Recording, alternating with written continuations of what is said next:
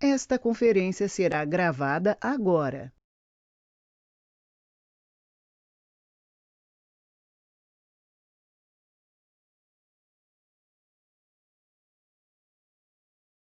Maria Isabel, você consegue escutar a gente?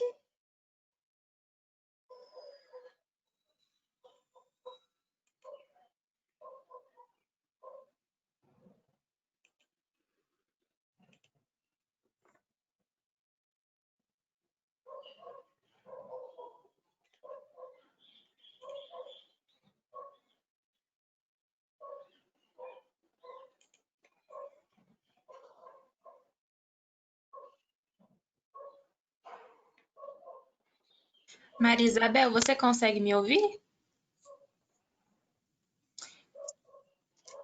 Eu não estou conseguindo te escutar.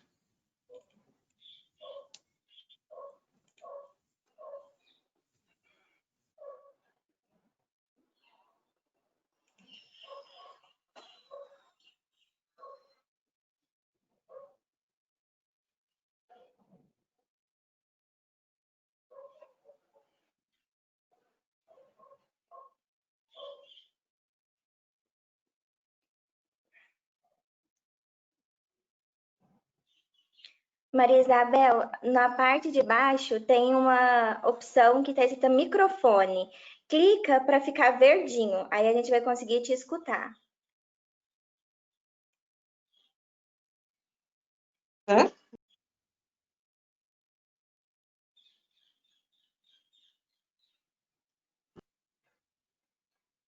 Você conseguiu achar essa opção?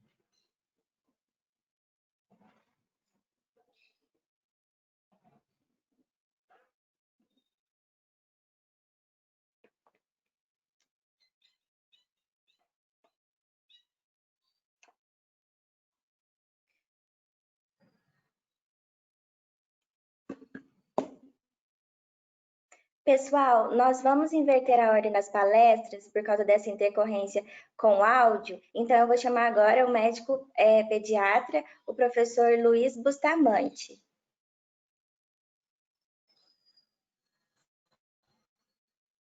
Aqui. Vamos lá, então. Já podemos começar?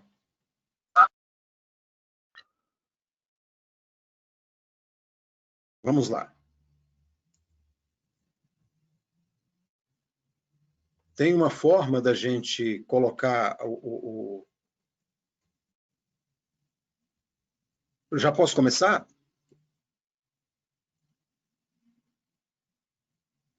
Vamos lá? Pode sim, professor. Começar. Posso? Então, vamos lá. Então, boa tarde a todos. Meu nome é Luiz, eu sou médico pediatra e médico assistente no pronto-socorro de pediatria. E eu sou também coordenador pronto-socorro de pediatria, coordenador médico do pronto-socorro e vice-diretor do Hospital de Clínicas. E a gente já, há muitos anos, desde a década de 1990, nós trabalhamos aí com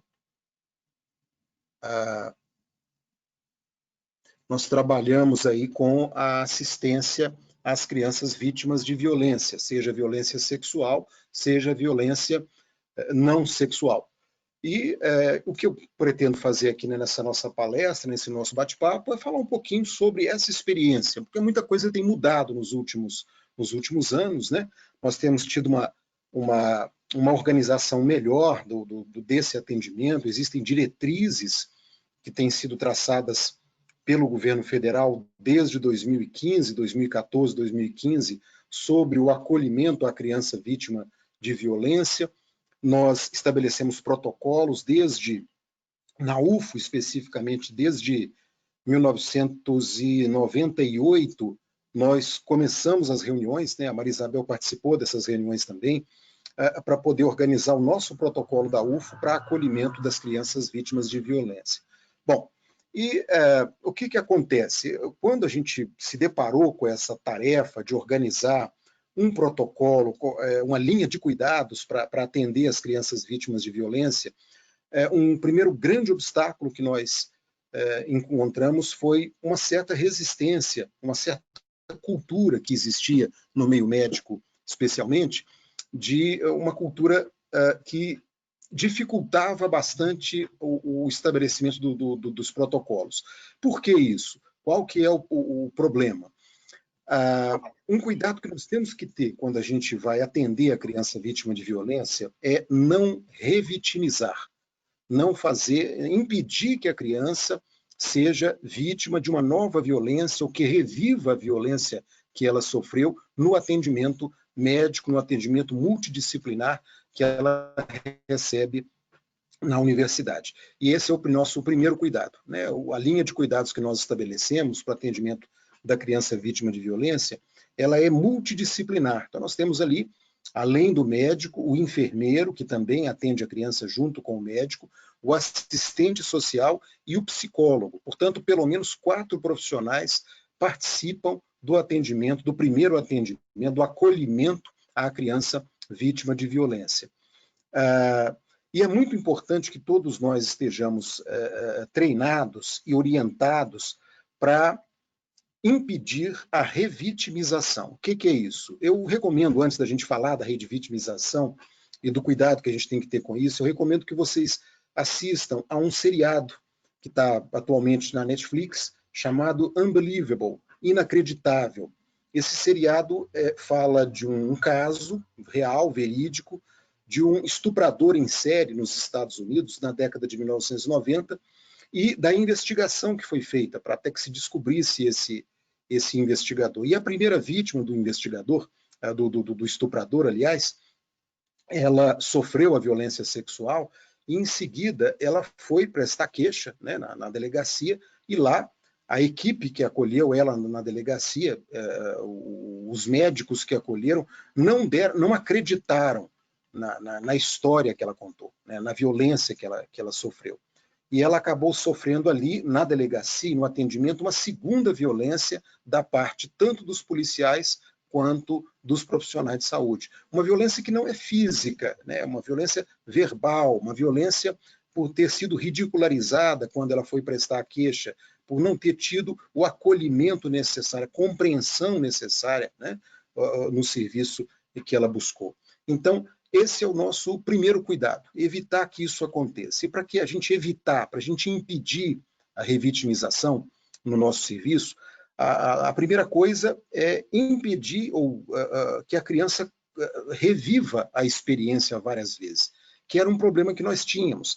Antes desse protocolo ser implementado, antes de 2015, né, quando as coisas realmente começaram a mudar, antes de 5 anos atrás, a criança e o acompanhante, o adulto que acompanhava, a mãe, o pai, a criança tinha que contar várias vezes aquilo que tinha acontecido, né? Como é que o agressor tinha agido e tudo, o que o agressor fez. E para a criança, para qualquer pessoa, não é só a criança, não, também o adulto, reviver aquela experiência várias vezes é algo extremamente doloroso, equivale a uma segunda violência, né? E foi o que aconteceu nessas vezes. Acontecia antes de 5 anos atrás. Então, quando nós estabelecemos, em 2015, a nossa linha de cuidados, a primeira coisa que nós nos preocupamos é como impedir que a criança e a mãe tenha que repetir a mesma história da violência ocorrida várias vezes para todos os profissionais. Então, na nossa linha de cuidados, nós fizemos da seguinte maneira: a criança é atendida, o primeiro atendimento ele é feito pelo médico e pelo enfermeiro juntos, né? O médico e o enfermeiro ele vai ter o cuidado de ouvir aquela história, né, com atenção, fazer em seguida o exame físico da criança, cuidadosamente, e em seguida a psicóloga e a assistente social vão atender a criança. Nesse atendimento, a criança não precisa de repetir a experiência. Isso é desnecessário. A Maria Isabel vai falar disso daqui a pouquinho. Ela não tem que contar novamente o que aconteceu. A investigação feita pelo assistente social e pelo psicólogo vai em outro sentido, de entender a estrutura familiar, a estrutura em que a criança vive, o meio em que a criança vive, né, para estabelecer as conexões necessárias para uma abordagem adequada. Então, a criança e o acompanhante vai contar, né, a experiência traumática vivida pela criança uma única vez. Isso não vai ser repetido várias vezes.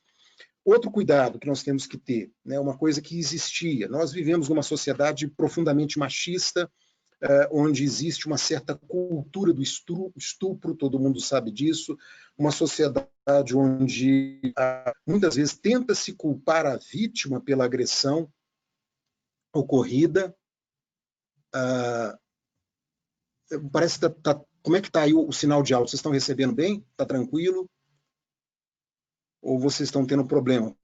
Apareceu uma mensagem aqui dizendo que está tendo problema de áudio e vídeo. Está tranquilo? Está todo mundo te escutando bem. Perfeito, então. Então vamos continuar.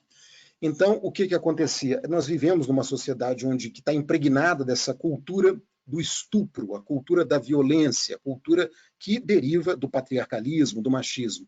E existia, hoje nós não temos, felizmente, mais esse problema, não é que nós não temos, mas o problema hoje vem sendo enfrentado, né? Nós temos hoje o treinamento dos nossos profissionais e tudo para uma abordagem correta, mas o que acontecia? Muitas vezes havia uma tendência, tanto no atendimento policial, quanto no atendimento médico, de se procurar na vítima uma culpa, entre aspas, pela violência ocorrida, mesmo quando a vítima era criança, né? Aquela coisa de que a criança tem... a criança se veste de forma provocativa. Isso acontece, né? Muitas vezes isso ocorria, essa culpa tentava se colocar em cima da criança sobre o evento acontecido, ou então a criança ela deixou que isso acontecesse, a criança permitiu, como se uma criança pudesse permitir ou não uma agressão dessa natureza. Então isso ocorria, infelizmente ocorria, mas com essa nossa mudança de abordagem, com essa nossa mudança de mentalidade que vem acontecendo nos últimos anos, particularmente, eu vou dizer, do início do século para cá, mas bem especificamente 2015 para cá, quando essa diretriz foi estabelecida, a partir daí, essa cultura tem mudado. Hoje, o que nós fazemos? Nós temos que acolher, essa é a palavra, acolher, ouvir, né? Entender o que aconteceu. E, a partir daí, ajudar a criança vitimizada e a família da criança a conduzir o problema da melhor maneira. Então, com relação a isso, né, essas mudanças vêm acontecendo, o núcleo Nua Vidas ele tem sido muito importante, foi implementado há mais ou menos 2 anos, né? Vai fazer 2 anos agora, e a partir de uma iniciativa do Ministério Público e do Hospital de Clínicas da UFO, em que a criança recebe toda uma linha de cuidados para a abordagem da violência, cuidados ambulatoriais, médico, psicológico, etc., jurídico, né, e assim por diante, e isso vem mudando. Bom, agora o que nós fazemos lá? Quando a criança vítima de violência chega ao nosso serviço? Como eu disse, a primeira preocupação é impedir a revitimização. Então, a criança é atendida.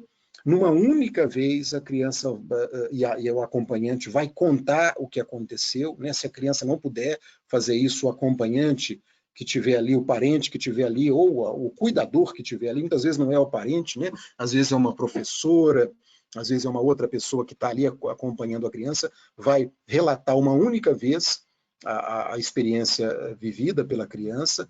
Em seguida, nós fazemos o exame físico, um exame físico cuidadoso. É muito importante nesse exame físico que você documente por escrito todos os achados, porque o exame médico legal ele vai ser feito em função desses achados no dia do primeiro atendimento. Então, um exame físico cuidadoso, com uma descrição completa de todos os achados, ela é fundamental. Nós hoje também fazemos a coleta de vestígios, né? Quando a criança é vítima de violência sexual, muitas vezes é necessário fazer a coleta dos vestígios, que vai ser depois importante juridicamente, né? Então, essa coleta é feita por nós, pelo médico e pelo enfermeiro, que faz o primeiro atendimento lá naquele momento. Em seguida a esse atendimento, vem o atendimento psicológico e social, que é feito pelo assistente social e pelo psicólogo. E aí a gente vai tomar a conduta necessária. A conduta pode incluir, nesse primeiro momento, a coleta de exames para as doenças sexualmente transmissíveis, e que é feito quando há penetração, né? Quando você tem a penetração genital, o contato genital com o agressor. Aí é necessária essa coleta dos exames. Muitas vezes a agressão sexual ela não inclui o contato genital, né? Mas quando isso acontece, quando ocorre o contato genital, é fundamental que se colham as sorologias para as doenças sexualmente transmissíveis. Então a gente colhe para o HIV e HTLV, para sífilis, para hepatite B e para hepatite C. Essas são as sorologias que nós escolhemos ali naquele momento. Muitas vezes a sorologia ela vai dar negativa, porque a criança muitas vezes ela foi agredida há poucas horas atrás ou há poucos dias atrás. Então, mesmo assim, ela é necessária, porque se esses exames vierem a positivar dali a 5, 6 meses, né, tem como você provar que no momento da agressão a criança ainda não estava positivada. Em seguida, a gente faz a medicação profilática para a criança, para as DSTs, né? Então, a criança vai receber ali essas medicações. Então, a gente faz medicação para gonorreia, para sífilis, para clamídia, para tricomoníase e para o cancro mole, né? Para o hemófilos do CREI. E para o vírus HIV. O vírus HIV, a gente só vai fazer essa medicação profilática se a agressão tiver acontecido a menos de 72 horas da consulta. Caso a agressão tenha acontecido após 72 horas, essa medicação antirretroviral para o vírus HIV, ela não vai ser necessária, não vai ser eficaz, na verdade, caso tenha havido a contaminação. E é muito importante que a gente tenha em mente sempre essas indicações, porque a medicação antirretroviral ela é muito agressiva, ela dá muitos efeitos colaterais e ela tem que ser usada durante um mês. Então, é muito importante que lá na hora a gente saiba exatamente quando aconteceu e se aquela medicação que nós vamos fazer realmente vai ser eficaz para aquele caso, né? Lembrando aí que a janela para se fazer a medicação antirretroviral ela é 72 horas. Se o agressor, por exemplo, não se sabe se o agressor tem ou não o vírus HIV, ela tem que ser feita sempre. A medicação para hepatite B, a imunoglobulina específica anti-hepatite B, também é feita no nosso serviço, respeitando a mesma regra, 72 horas, no máximo 72 horas após ocorrida a agressão. Em seguida, aí a gente vai decidir se a criança vai se manter hospitalizada ou se ela vai para casa. Por que às vezes é necessário hospitalizar a criança? Para poder tirar a criança do meio agressor. O que acontece? Muitas vezes a criança foi agredida por um parente, muitas vezes não, na maioria das vezes, né? Vocês vão ver isso, a Maria Isabel vai falar disso, o agressor é alguém da família da criança. Né? O padrasto, o pai, o avô, o irmão mais velho, um amigo próximo da família, ou alguém que vive ali no meio familiar da criança. Se você der alta para essa criança, depois de todos esses cuidados, você vai recolocar a criança novamente próxima do agressor, né? E a criança certamente vai ser ali, sofrer novamente a violência. Então, uma das medidas protetivas pode ser a internação da criança, internação por motivo social. A gente mantém a criança internada até que o conselho tutelar diga para nós que a criança pode receber alta e ir para um local seguro após a alta. Portanto, a alta ela só acontece quando você tem autorização do conselho tutelar, né, mediante a investigação das condições do meio social em que a criança se encontra. Então, em seguida, nós... parece que eu tive um problema aqui.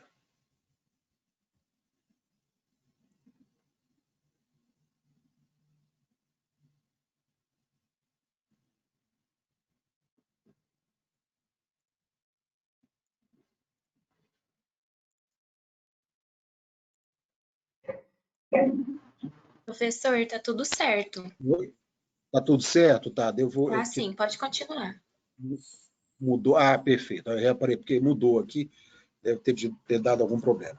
Então, nessas circunstâncias, em seguida, né, a gente depois de tomar essa decisão, se a criança vai permanecer internada, se há segurança para que a criança vá para casa, aí em seguida a gente encaminha a criança para o ambulatório de criança vítima de agravo, vítima de violência, que é mantido também pelo núcleo Nua Vidas. Então essa é a nossa linha de cuidados, é assim que a gente tem agido no nosso serviço, né? Lembrando que isso foi sistematizado, já existe uma norma técnica do Ministério da Saúde para uma sistematização nesse sentido de 2015, né, foi assinada pelo governo federal em 2015. Desde então, a gente já vem implementando essa norma técnica e com a criação do Núcleo Nua Vidas, né, por iniciativa conjunta do Ministério Público e da Universidade Federal de Berlândia, aí nós pudemos aí estabelecer uma linha de cuidados mais efetiva. Então, basicamente é isso, né? Eu acho que a gente pode deixar depois para perguntas, né? Se vocês quiserem fazer alguma pergunta sobre essa questão. Há uma coisa importante, né? Que a gente tinha colocado antes, na conversa que nós tivemos, é sobre a questão da pandemia. Atualmente, nós estamos vivendo uma situação muito especial e as crianças elas estão ficando mais em casa, né? Então a criança ficando mais em casa, longe da escola, junto com os familiares. E eu disse para vocês que muitas vezes, se não na maioria das vezes, o agressor é alguém da família da criança, é alguém que convive junto com a criança.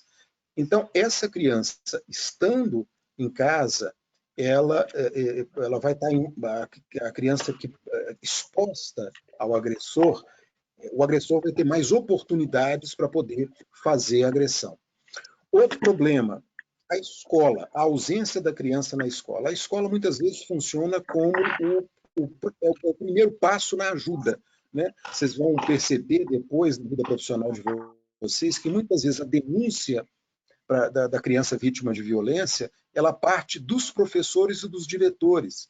São eles que percebem ali que a criança ela tem um comportamento diferente, ela caiu a produtividade dela, é uma criança triste, é uma criança deprimida, é uma criança que tem um comportamento sexualmente inadequado para a idade, ali naquele meio, junto com os coleguinhas. Então, muitas vezes, a percepção da violência, já que a criança, né, imagine, uma criança que é vítima de uma violência no seio de sua família, ela não tem a quem recorrer, né?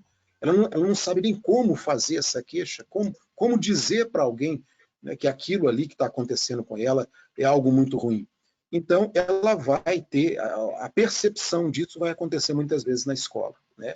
E é da escola que muitas vezes, é dos professores, é dos diretores que muitas vezes a queixa chega até nós, muitas vezes é o professor que vai trazer a criança vítima de violência, ou o cuidador da creche e tal, que vai trazer a criança vítima de violência até o hospital e fazer a denúncia. Então, eu acredito, né, a gente não tem como medir isso ainda, que na situação atual, a criança ela está mais exposta por dois motivos, ela está mais vulnerabilizada por dois motivos. Primeiro, pelo maior convívio com os agressores potenciais, como eu disse, muitas vezes eles estão ali na família, e segundo, pela ausência da escola. A escola acaba sendo aí um meio protetor para essa criança. É um meio que a criança vai encontrar ali acolhimento, o primeiro lugar onde a criança vai ter o acolhimento para a sua queixa e para o seu sofrimento. Então, acho que é isso, gente. Eu vou deixar para falar mais depois na hora das perguntas. Eu acho que as perguntas vai ficar mais dinâmico, né? A gente vai poder conversar melhor sobre isso.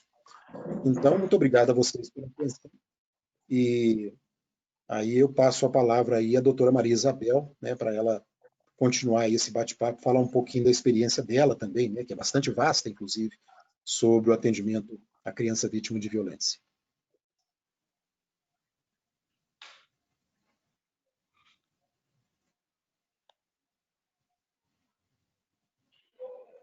Muito obrigada, doutor Luiz. Pode ficar com a palavra, Maria Isabel, agora é com você. Está me ouvindo agora, Pamela? Sim, a gente está te escutando. Tá tudo ok agora? Sim, perfeito. Tá bom, gente, muito obrigada. Desculpa, né? Tivemos uma falha técnica, né? Coisas da modernidade, né? Mas nada que nos tire a nossa concentração da nossa discussão tão relevante, né? Eu tinha começado, não sei se conseguiram me ouvir, se eu começo novamente. Bom, eu vou começar do início, então, tá bom? Cuidado e assistência a crianças vítimas de abuso sexual, né? Para a gente tratar desse tema, eu penso que é fundamental qual é a nossa concepção de criança e de família, né? Conforme o doutor Luiz mesmo falou. É um tema extremamente complexo, delicado, né? E a gente precisa ter essa consciência. Na sociedade atual, a gente percebe que tem o mundo da criança e o mundo do adulto, né? Mas nem sempre foi assim. Então, é fundamental que a gente tenha essa noção de que criança, de que infância, né? Como outras fases da vida, que a noção de família que a gente tem hoje, ela é socialmente, né, construída, ela não é natural. Né? Então, até o século XVII, por exemplo, a gente não tinha essa concepção de família. Né? A família procriava, né, e transmitia os bens e os nomes. A partir do século XVIII é que a gente tem essa família com essa conformação. Né? Então, a família passa a ter a responsabilidade do cuidado, de preparar a criança para a vida adulta. Isso é fundamental a gente ter em mente. Né? Então, no Brasil especificamente, a gente tem como marco, né, a Constituição Federal de 1988. Anteriormente, gente, é bom a gente lembrar que a criança ela era vista como um adulto em miniatura. Né? Ela não era um ser de direitos, como passou a ser no Brasil a partir da Constituição Federal de 88. Né? Cujo artigo 227 define, né, a responsabilidade, o dever da família, da sociedade, do Estado, em prover a subsistência, em prover o pleno desenvolvimento dessa criança. Né? Outra legislação também fundamental que respalda o nosso trabalho é o Estatuto da Criança e do Adolescente, né? A Lei 8.069 de 1990, e que, por sinal, completou 30 anos, né? Esse ano, 2020. Essa lei, ela dispõe sobre a proteção integral da criança e do adolescente. Lembrando que criança, legalmente no Brasil, né, é até 12 anos incompletos. Entre 12 e 18, nós temos adolescente. Né? O artigo 13º do Estatuto, é importante a gente, nós, profissionais da saúde, principalmente, precisamos saber. O artigo 13º, ele traz o seguinte, que os casos de suspeita ou confirmação de maus tratos de criança ou adolescente são obrigatoriamente notificados, devem ser obrigatoriamente notificados ao Conselho Tutelar local. Né? Isso aí é uma dúvida que a gente percebe muito na área da saúde, né? No meio hospitalar, não só lá, eu acredito que na educação também. Né? As pessoas acham que para denunciar precisa ter certeza. Isso não, gente, a lei é muito clara. No caso de suspeita, nós somos obrigados, né, a fazer essa notificação ao Conselho Tutelar. Cabe ao Conselho Tutelar. Então, quem vai investigar se procede ou não é a polícia, né? Não somos nós profissionais da saúde. Cabe a nós acolhermos, né, tratarmos, encaminharmos para a justiça. Isso é uma responsabilidade da justiça e não nossa. Bom, para a gente pensar nesse cenário da violência sexual infantil atualmente, é fundamental a gente ter números, né? Quais são os indicadores, né? Qual é o cenário real do Brasil? Bom, nós fomos até o Ministério da Mulher, da Família e dos Direitos Humanos, onde os indicadores oficiais no Brasil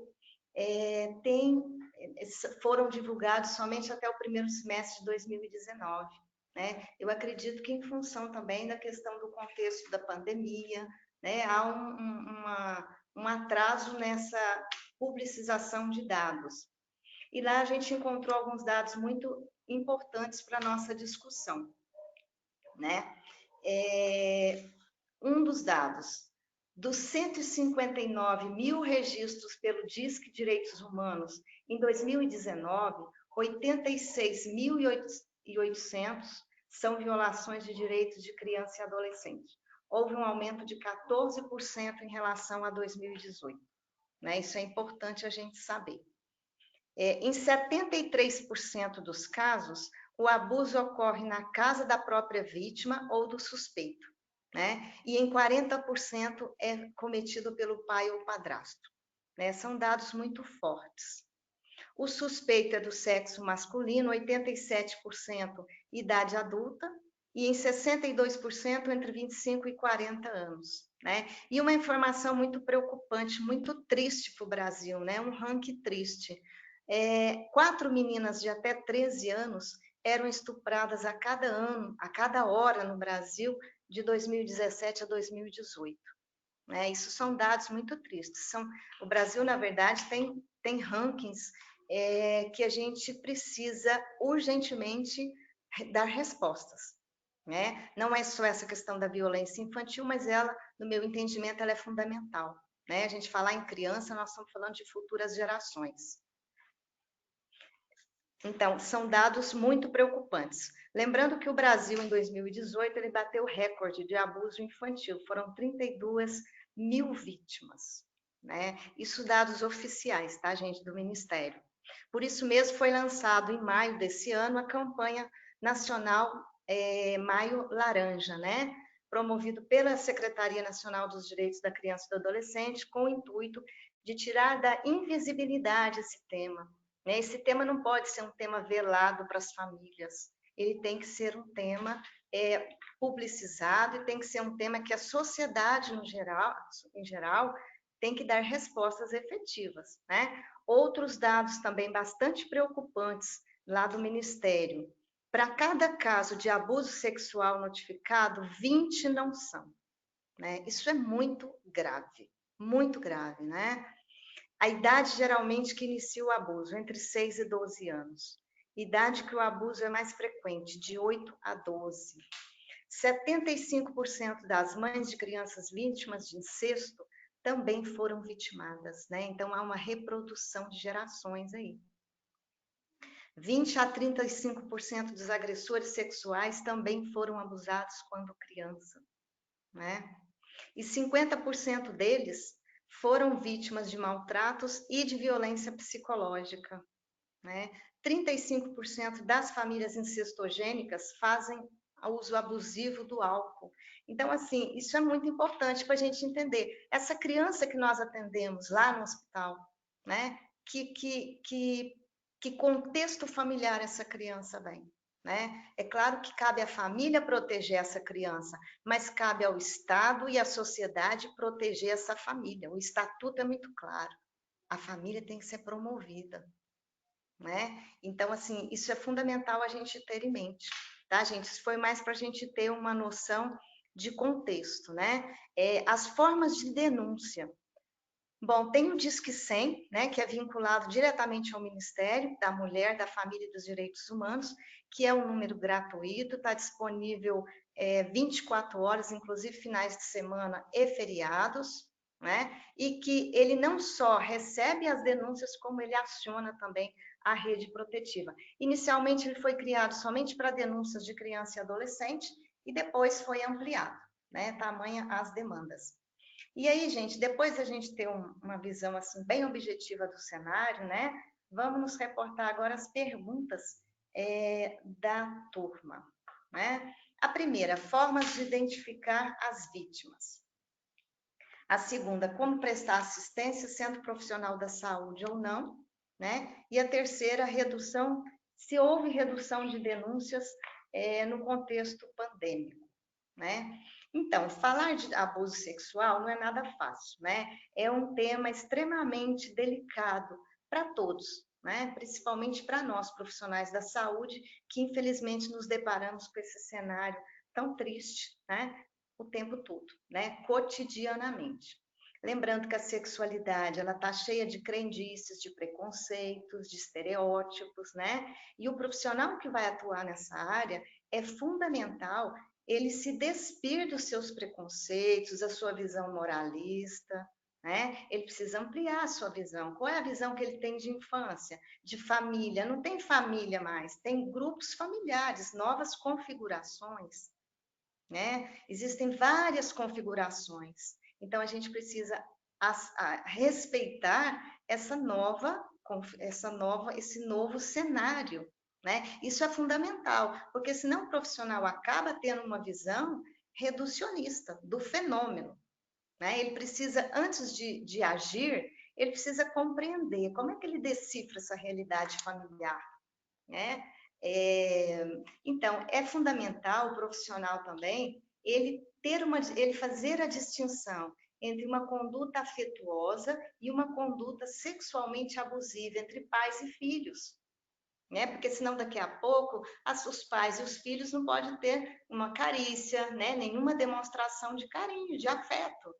Então, por isso é fundamental. Qual é a lente que o profissional está vendo a realidade que ele está atuando? Isso é fundamental, né? Não basta a lei, eu tenho que interpretar primeiro. Então, isso é de extrema importância, né? Ele saber diferenciar sexo de sexualidade. A sexualidade, ela é fundamental na estruturação do psiquismo humano, né? Então, isso é fundamental. Então, os autores trazem alguns aspectos importantes para a gente trabalhar a violência familiar, tá, gente? É fundamental. Primeiro, há um certo segredo, sigilo familiar em torno disso, né? Lembrando que, como a maioria dos casos, o agressor, né, ele está no seio familiar, então há uma certa tendência de proteção, né? Há um envolvimento, há laços afetivos entre o agressor, a vítima e todo o seio familiar, né? Há uma tendência a se resolver tudo ali no meio, entre o seio familiar. Existe também a reincidência, ou seja, os abusadores não se restringem a um familiar. A gente atende muito, né, doutor Luiz, no hospital, infelizmente não muito, mas muitas vezes, uma criança abusada pelo avô, que também abusou a filha, né? Então, isso é passado de gerações, isso é comum, né, gente? Por isso que eu volto ao início da minha fala, é uma questão cultural, qual é a lente que eu estou tratando esse assunto. Isso é fundamental, é não cair numa visão punitiva, né? É claro que o meu foco de atenção principal é o mais vulnerável, é a criança, mas eu não posso, em função disso, punir e julgar uma família. Eu preciso entender esse contexto numa visão ampliada, né? Uma visão sistêmica. Essa questão também independe de classe social, né? A violência doméstica independe de classe social. Há uma repetição da violência também, ou seja, crianças abusadas tendem a futuramente também reproduzir isso, né? A gente também atende isso no hospital. A impunidade do abusador, eu já falei. Ocorre também a fuga de casa, né, dessa criança, desse jovem. Por mais que seja violenta a violência da rua é mais tolerável do que a violência dentro de casa, né, para essa criança. Isso a gente ouve muito também dos jovens atendidos, isso também é muito triste, né? Então, diante de todo esse cenário, essa complexidade, torna-se fundamental a necessidade da terapia e o acompanhamento, né, de forma multidisciplinar, diante dessa complexidade, né, do tema. Lembrando, gente, que o objetivo também é romper com o círculo da violência. Né? Não basta eu fazer o atendimento pontual, eu tenho que promover essa família, eu tenho que alterar essa realidade para essa criança e essa família. O Estatuto da Criança e do Adolescente ele é muito claro em priorizar o convívio familiar. É direito da criança o convívio familiar. Né? Muitas vezes a criança está desprotegida, a família está desprotegida, né? E cabe, portanto, ao Estado, à sociedade como um todo, dar respostas para isso, né? Para esse cenário tão triste. O abuso sexual, então, ele envolve várias áreas, né? É fundamental, portanto, o trabalho multidisciplinar, lembrando que o trabalho multidisciplinar é a somatória, né? São vários olhares importantes, então ninguém sabe mais que ninguém, é o somatório que vai fazer a diferença, né? Precisa respeitar as especificidades de cada área, de cada profissão, né? E o importante também, gente, que a minha percepção, né? Eu faço um relatório social. Esse relatório, com certeza, vai influenciar a avaliação e a conduta de outros profissionais. Quando eu encaminho um relatório social para o delegado ou para o conselheiro tutelar, eu estou influenciando. Então, o profissional que está ali de ponta atendendo essa vítima, ele precisa tomar muito cuidado, né? Ele não pode julgar, ele tem que ser muito ético, muito técnico, né? Neutro, ele tem que ouvir, entender a complexidade desse fenômeno, né? E traduzir isso de forma muito técnica, né? Ele tem que preservar a identidade, a imagem dessa criança, né? Ele tem que, na verdade, quando a gente chega para atender, quando chega uma criança vítima de abuso, né? O acolhimento que se faz dessa criança, ele é fundamental, né? Eu preciso conquistar a confiança dessa criança. A criança, ela chega extremamente fragilizada.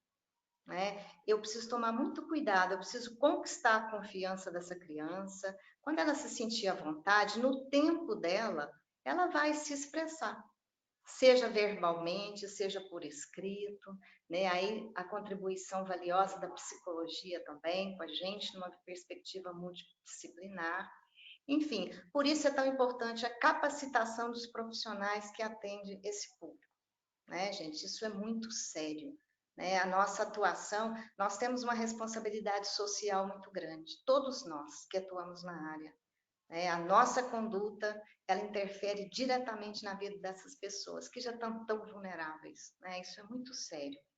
Bom, uma pergunta que vocês nos fizeram: pistas para identificar a violência sexual. Bom, tem algumas, né? A vergonha excessiva da criança, baixa autoestima, automutilação, comportamento erotizado inadequado para a idade da criança, regressão a fases anteriores, né? A gente percebe, ideação suicida, fugas constantes de casa. A criança muitas vezes sai da escola e não quer retornar para casa, né? Esse é um indício importante, né?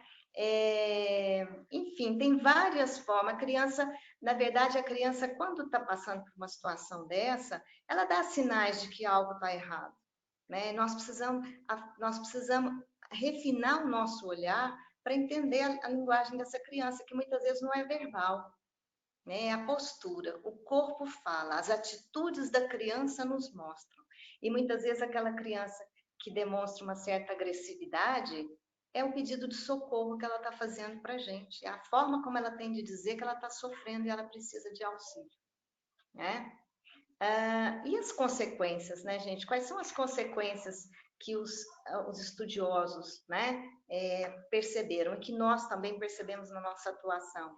Bom, a drogadição, os distúrbios na sexualidade da vida adulta, suicídio, problemas de personalidade, né, o sentimento de culpa, ansiedade, medo, depressão, E tem problemas mais agudos também, psicose, né, automutilação, que eu já falei, obesidade, anorexia, enfim, né, fugas do lar. Então, são muitas consequências e que vão ser muito mais difíceis de serem trabalhadas futuramente, né, sem falar no tempo que essa criança, que esse jovem sofreu em função dessa experiência maltratada, mal resolvida, né? Às vezes, a atuação mal conduzida do profissional tem um reflexo muito mais perverso para essa criança do que a violência que ela sofreu em casa. Isso é muito sério, né? A gente precisa ter muita seriedade para conduzir esse trabalho. Então, a gente percebe que o abuso tem duas facetas. Uma é a dos direitos da criança, né? Que tem os aspectos legais pertinentes aos direitos da criança, a punição do agressor, e o outro seria a questão psicológica, né? Lidar com esses danos emocionais causados pelo abuso e romper com esse círculo da violência, né? Esse é o nosso objetivo da atuação: proteger a criança e romper com esse vínculo, né? Trabalhar. A própria lei já traz essa responsabilidade, né? De promover esse núcleo familiar. Então, gente, a primeira pergunta eu acredito que mais ou menos eu já trabalhei, né? Depois eu deixo aberto para as perguntas. A segunda, como prestar assistência sendo profissional ou não de saúde? Bom, se for profissional de saúde, a gente já abordou isso da primeira fase, né? É acionar a rede protetiva. O profissional precisa estar capacitado para isso. Se não é profissional, é a denúncia. A denúncia é para todo cidadão, né? Não tem que ser profissional de uma área específica, né? Ele tem que fazer essa denúncia. E o canal, muitas vezes mais próximo, é o Conselho Tutelar, né? Quanto à redução de denúncias de violência sexual infantil no contexto pandêmico, eu concordo plenamente com o doutor Luiz, né? Eu acredito que seja exatamente o contrário. A gente percebe no hospital, né, que há um número mais expressivo. Os colegas do núcleo do Nua Vidas também têm percebido isso, né? Aumenta não em quantidade, mas em complexidade. E por que não aumenta a quantidade, né? Oficialmente os números, pelo menos é o que se está divulgando, que há uma redução. Eu não acredito em redução de casos, eu acredito em redução de notificações, de registros, né? A escola é um vetor de denúncia, né? A professora, ela cotidianamente, ela acompanha aquela criança. Então, quando a criança dá sinais de mudança de comportamento, muitas vezes é na escola que se percebe isso e faz a denúncia. Às vezes a professora chega até ao hospital com a criança, né? Aciona o conselho tutelar. Enfim, as escolas estão fechadas, as creches estão fechadas. Os pais, para trabalhar, estão deixando as crianças com terceiros. Então, eu acredito que as crianças hoje estão numa condição muito mais vulnerável, estão muito mais expostas, né? Com certeza. E, bom, gente, falar um pouco do Hospital de Clínicas, né, da nossa experiência. O Hospital de Clínicas da Universidade Federal de Uberlândia, ele é referência no atendimento à violência sexual. Lembrando que o hospital é onde tem as medicações, né, retrovirais para se medicar as vítimas de violência, de prevenção de DSTs. E quais são as formas de entrada no pronto-socorro, que é a porta de entrada do Hospital de Clínicas? Bom, tem uma demanda que vem pelas unidades básicas de saúde, vem regulado, né? Ou o hospital privado também, às vezes, encaminha. Às vezes, o encaminhamento vem... Tá me ouvindo, Pamela? Tô sim, professora, pode continuar. Ah, tá, obrigada, desculpa.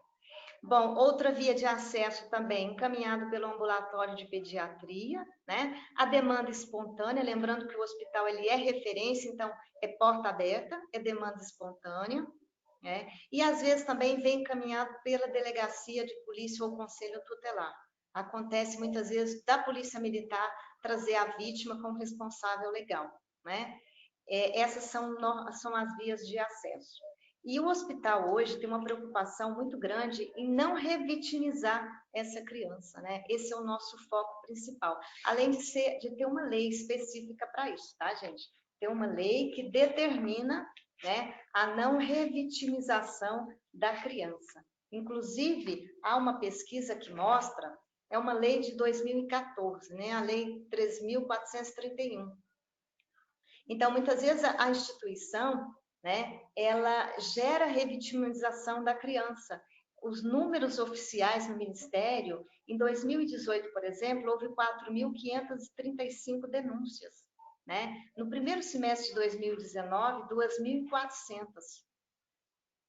É bom a gente ter isso em mente, né? Então, além de ser uma lei que determina, o hospital tem uma preocupação muito grande com isso, né? Toda a equipe envolvida nesse atendimento.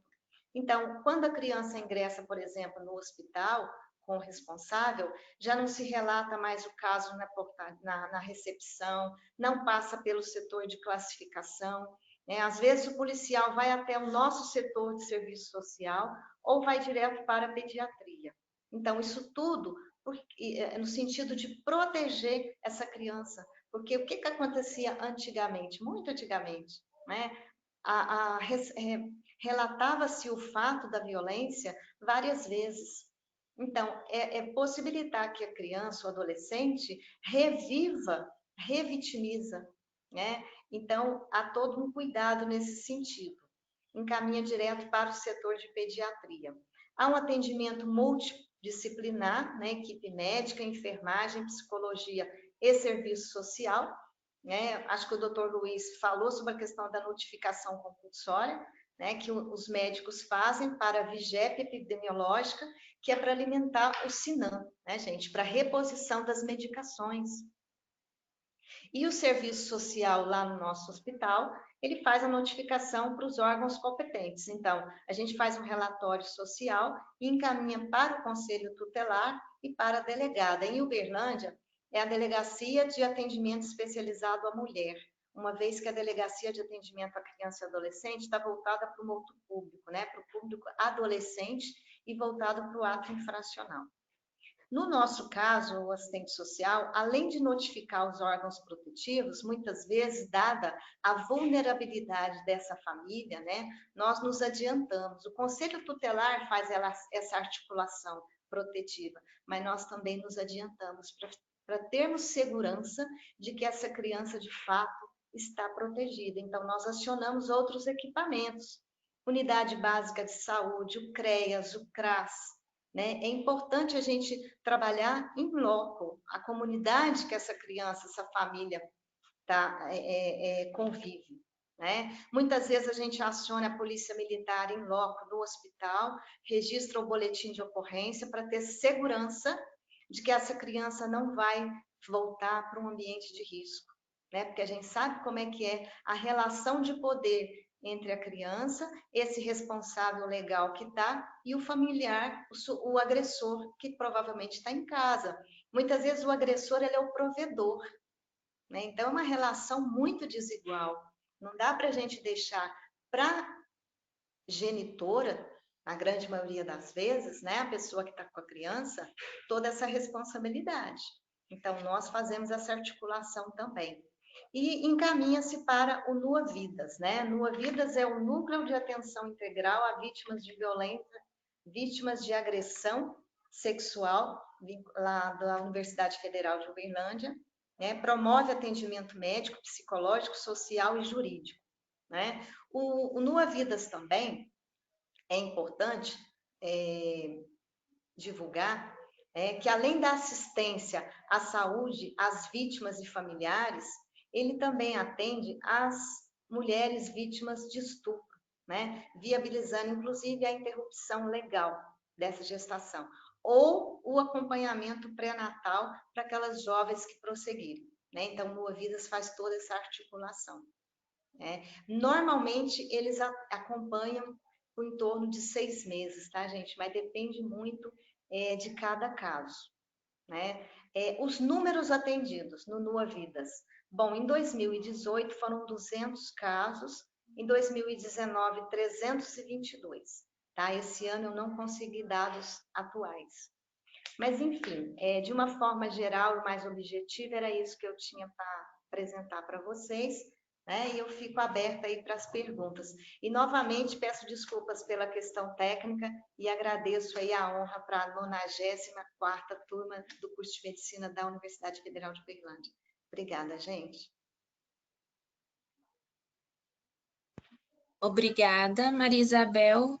E agora nós daremos continuidade à palestra, respondendo às dúvidas feitas pelos participantes.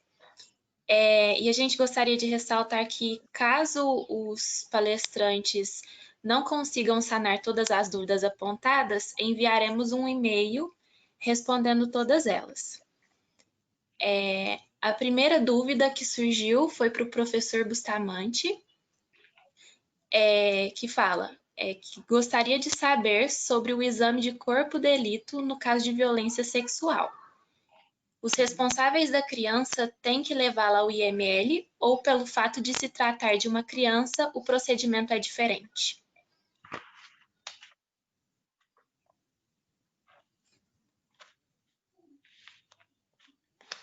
Professor, o senhor me ouve?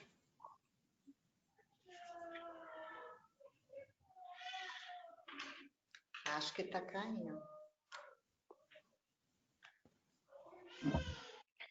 Eu estou ouvindo, eu vou mudar de lugar aqui porque deu um pouquinho de interrupção, mas é sobre a questão do IN. É uma pergunta que está aqui no chat. Eu estava olhando aqui o chat, sim. E é sobre um caso do exame, né? Do exame de corpo de delito feito pelo IML. Bom, o que acontece? Quando nós fazemos o nosso exame físico lá no atendimento do pronto-socorro, muitas vezes não é necessário o exame do IML depois, do médico legista. Lógico, o médico legista ele vai fazer o laudo dele, mas para evitar de expor a criança novamente a um exame físico, que muitas vezes o exame feito pelo legista é feito muitos dias depois do ocorrido. Então, algumas lesões nem vão estar lá mais, né? Então, o que vai acontecer? Ele vai se basear para emitir o laudo dele no exame físico feito pelo médico assistente do pronto-socorro.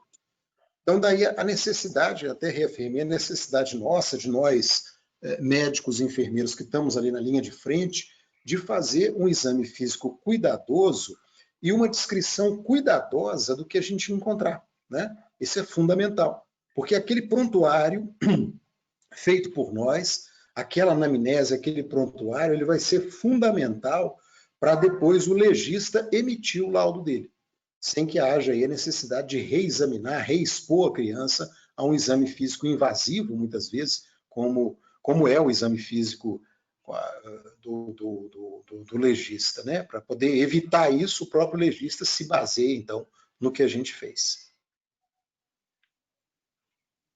Vocês conseguiram acompanhar? Tranquilo? Conseguimos sim, professor. Agora, a segunda pergunta foi feita pelo Matheus Polvori e ele fala o seguinte, deixa eu achar aqui. Boa tarde. Quais sinais, comportamentos nós temos que ficar atentos para suspeitarmos de violência sexual em crianças? Sinais, comportamentos da criança. É muito importante essa pergunta, porque esses sinais são os mais variados possíveis, né? A gente tem, cada criança ela vai reagir de uma forma diferente à agressão. Então, no próprio manual do Ministério da Saúde, eu recomendo a todos vocês que leiam esse manual. O manual do Ministério da Saúde ele está disponível em PDF, né? Vocês podem baixar, e lá tem alguns desses sinais do comportamento infantil que podem ser sugestivos de que a criança está sofrendo violência. A Maria Isabel já falou de vários, né? Por exemplo, a criança que vai para a escola e não quer voltar para casa. Ela fica ansiosa em ir para casa. Normalmente a criança fica ansiosa em ir para a escola, né? Então, a criança vítima de violência dentro de casa, ela tem ansiedade em voltar para casa, né? Imagine isso. A criança triste, né? Muitas vezes, como eu falei, quem vai notar, o primeiro a notar que a criança está sendo vitimizada é o professor, é a professora lá da escola. É ela que vai notar que a criança está triste, a criança não brinca com os coleguinhas, né? Ela não interage adequadamente, uma criança deprimida, uma criança que frequentemente chora, né? Ou então muito agressiva. Esse é um outro comportamento possível. A criança vítima de violência, muitas vezes, ela é extremamente agressiva, ou o contrário, ela se torna uma criança apática. Então, ambos sinais são preocupantes. E um outro sinal, que é o comportamento sexualmente inadequado para a idade, né? Aquela criança, por exemplo, que mostra um comportamento sexualizado com os coleguinhas. Então, esse é um sinal de que ela pode estar sendo vítima de abuso em casa, né? Então, sempre os professores, eles hoje, né, são todos treinados para observar esses sinais. Não só os professores, mas parentes também devem observar isso, parentes que queiram proteger a criança dos abusadores, né, que queiram denunciar, devem estar sempre atentos aí para esses sinais.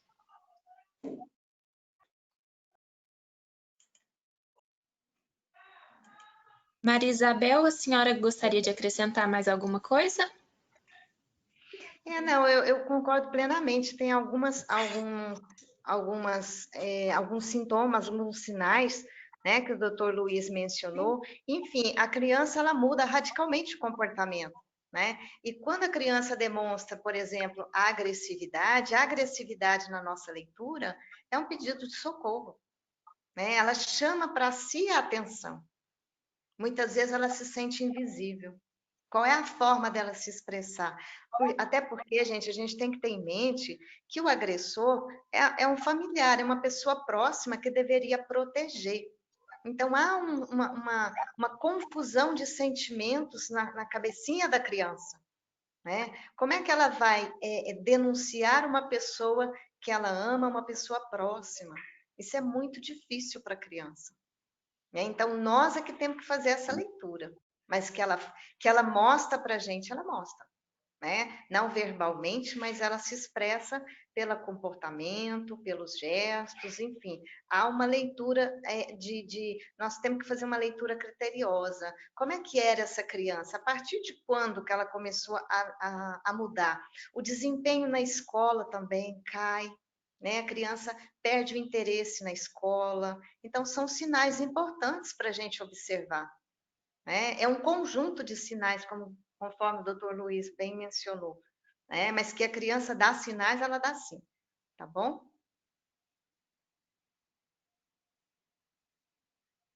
A próxima pergunta, direcionada aos senhores, foi feita pela Daniela. E ela pergunta: qual a porcentagem da repetição do abuso nas gerações? Bom, posso responder primeiro? Embora a Isabel, eu acho que ela está mais qualificada, inclusive, ela é objeto do estudo dela e tudo, e ela poderia até acrescentar mais coisas, mas o que pelo pouco que eu sei, o que eu posso contribuir para isso aí? Na verdade, a gente percebe que muitas vezes os agressores, eles também foram vítimas de violência na infância. Então, muitas vezes a agressão que é mantida silenciosa na infância, aquela pessoa que foi agredida na infância e teve que lidar com aquilo sozinha, né, ela reativamente, ela muitas vezes, não é sempre, né, essa é uma das formas de lidar com isso, muitas vezes essa pessoa acaba repetindo na vida adulta o perfil do agressor que o agrediu. Então, esse comportamento às vezes tende a se perpetuar aí geração após geração. Mas lembrando, muito importante o que eu vou dizer agora, não quer dizer que toda criança vítima de violência vai se tornar um agressor, de maneira nenhuma, né?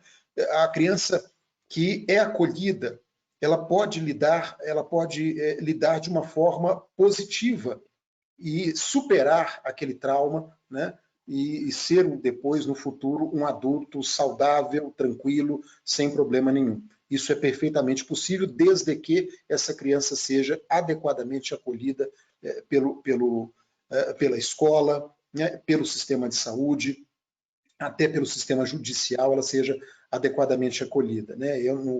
A violência sexual, a vítima da violência sexual não está marcado com uma sina para o resto da vida, né? É algo muito difícil, é uma herança difícil que ela vai ter que lidar, mas é perfeitamente possível ela superar esse trauma, superar esse evento e, no futuro, ter uma vida perfeitamente saudável, feliz. Isso é perfeitamente possível.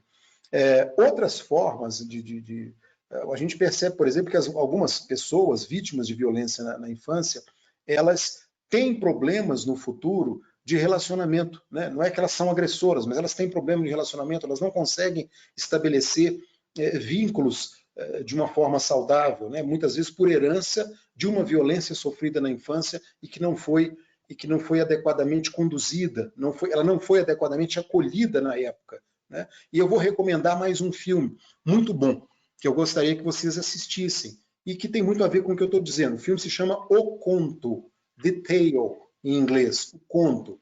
É um filme extraordinário que conta uma história também real de uma diretora de cinema que foi vitimizada na infância, só que os adultos não prestaram muita atenção, a família dela não conseguiu perceber aquilo naquele momento e ela acabou bloqueando aquela experiência. Só que aquela experiência bloqueada no inconsciente dela acabou afetando toda a sua vida adulta, principalmente nos seus relacionamentos.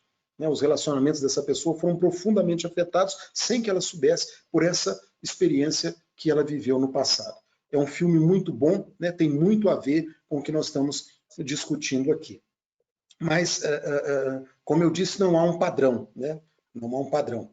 Não quer dizer que também todo mundo que vai ser vítima de violência no futuro vai ter dificuldade de relacionamento ou vai se tornar uma pessoa deprimida ou agressiva. Não, ninguém está condenado a isso, né? E como é que a gente impede que isso se repita? Como é que a gente impede que esse ciclo se rompa? A melhor maneira é acolhendo adequadamente as crianças vítimas de violência.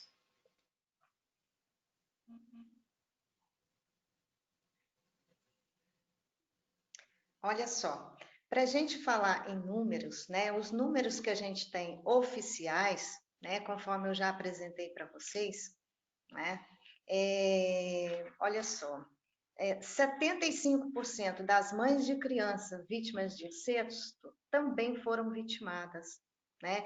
Conforme eu falei para vocês anteriormente, o abuso sexual infantil, na sua grande maioria, né, 73% dos casos ocorre na casa da vítima e do agressor, ou do agressor. Então, nós estamos falando de crime no seio familiar.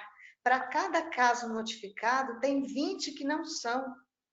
Então, falar em números é muito difícil. A gente sabe que os números oficiais estão muito aquém da realidade, porque ainda é um crime velado, né? Por mais que a gente tenha acesso à informação, à tecnologia, é muito difícil ainda, muitas vezes, crimes como este sair do âmbito familiar, né? Mas nós precisamos vencer isso, nós precisamos romper com isso. Mas os números são muito maiores, com certeza. A pergunta que fizeram, né? Qual é o número? A gente não tem isso de forma oficial. O que se tem até o ano anterior, né? É nesse sentido, ou seja, 75% dessas mães de crianças que estão notificadas também foram vitimadas, né? Vítimas de abuso sexual intrafamiliar, né? E o número que é denunciado, que oficialmente divulgado, para cada caso notificado, nós temos 20 outros casos não notificados. Então, assim, o número é muito maior do que a gente imagina. É uma questão cultural, né, gente? É uma questão cultural, social, né? E essa mudança, ela é lenta. O Brasil, no quesito legal, ele avançou e muito. O Estatuto da Criança e do Adolescente, ele é citado na Unesco, na Organização Mundial, na ONU, como um dos mais avançados do mundo, né? O Brasil legal avançou, agora o Brasil real ainda não, né? Esse ainda está atado às suas raízes patriarcais, infelizmente, né? Essa mudança é muito lenta. E eu acredito que essa mudança, ela ocorre a partir da educação, né? E é o que nós estamos fazendo aqui, né? Debatendo, refletindo sobre um tema que ainda é tabu na nossa sociedade. Mas o primeiro passo a gente está dando, que é tirar da invisibilidade, é debater, refletir sobre isso. E cabe à sociedade como um todo, né, dar respostas efetivas para essa realidade tão triste.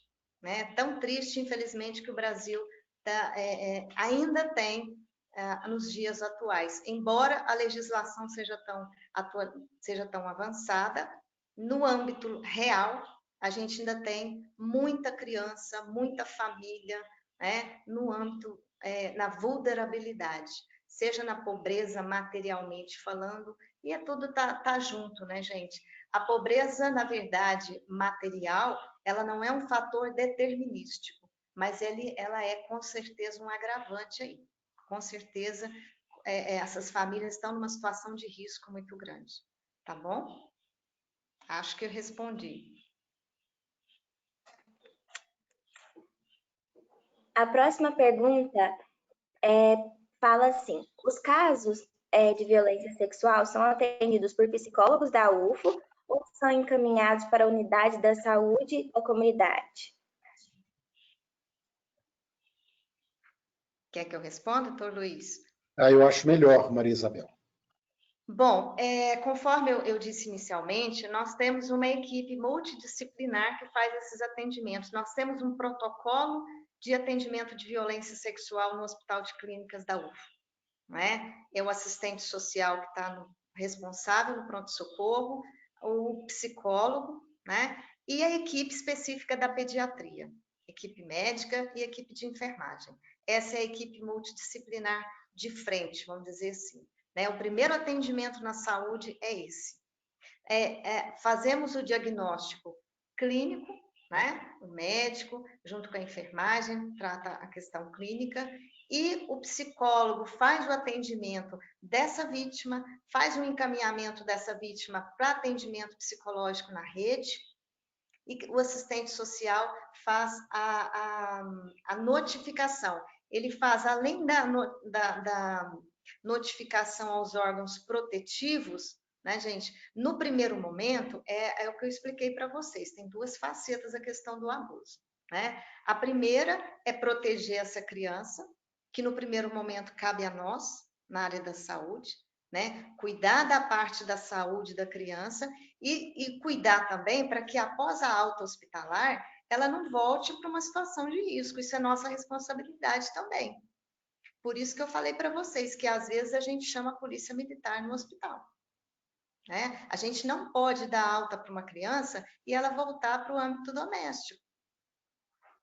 A genitora, normalmente, a grande maioria das vezes, é a genitora, é a mãe que está com essa criança, ela não tem condições de garantir a segurança dessa criança no mesmo ambiente que o agressor, que muitas vezes é o provedor dessa família.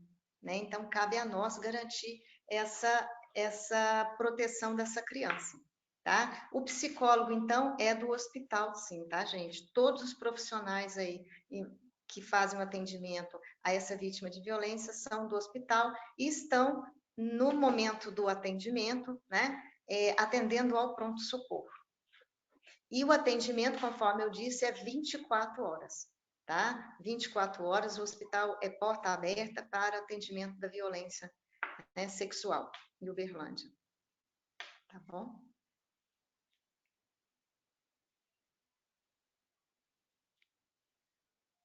A próxima pergunta que fizeram no chat foi a Letícia, que ela disse que ouviu um caso em que uma criança foi abusada com penetração, porém não houve rompimento de ímen e não foi possível a denúncia, pois os profissionais de saúde não acreditaram na criança. Qual a conduta nesse caso? Bom, eu vou responder essa aqui. Na verdade, eu acho o seguinte, que se o caso aconteceu como a Letícia relatou, a pessoa, o médico que fez o atendimento estava completamente fora de situação, né? Primeiro que esse negócio de rotura de ímen como sinal de penetração é uma coisa lá da Idade Média, né? Porque o ímen era considerado o selo da virgindade feminina, então tinha que ter a ruptura com o sangramento, e as mulheres, depois da noite de núpcias, exibiam o lençol com sangue. E lá na Idade Média isso existiu, mas cientificamente isso não tem nenhuma relação com os fatos. Primeiro, não é necessária, nem toda penetração genital leva à rotura imenal. Esse é o primeiro fato. Segundo, muitas vezes não ocorre a penetração completa. Na maioria dos casos, ocorre o contato genital sem a penetração.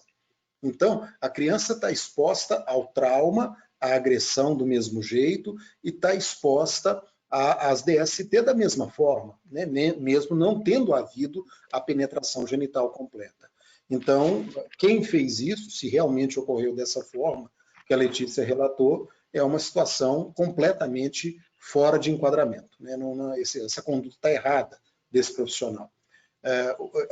Então, quando isso acontece conosco, lá no Hospital de Clínicas, mesmo o exame físico não mostrando nada, o exame físico normal, o relato da criança é suficiente para você fazer toda a conduta, toda a profilaxia, colher todos os exames necessários, conduzir tudo como a agressão que de fato ocorreu, né? Então é isso. Bom, em relação a essa pergunta, eu gostaria de esclarecer o seguinte, né? É bastante equivocado, né, esse atendimento.